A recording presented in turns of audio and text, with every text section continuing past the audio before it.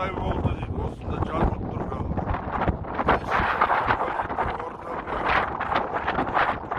Мынара демалатын жер дейді.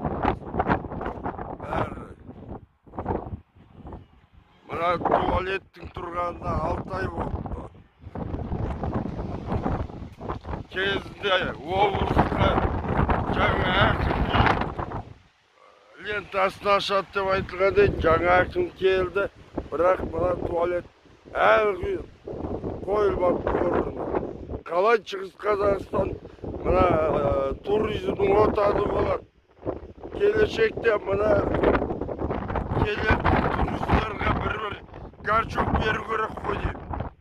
Мынау міне адамдардың баратын туалеті. Кейпін көрсеңіздер.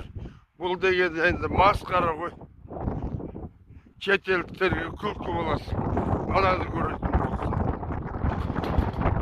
Қандай не адамдар мынада туалет салған білмейсің. Шығыс Қазақстан осындай.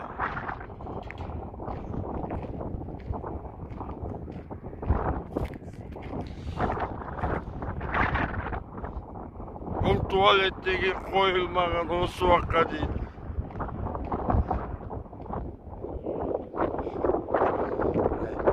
Қалың машина тұр.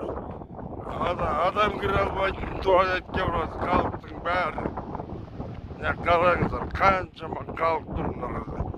Туалетте очередьте. Мынау тұр көрмеде. Айту жазып қойғанға туалет бар дегенде. Не жоқтың бәрі Қазақстанда орнама дейді. Мынау Шығыс Қазақстанда міне.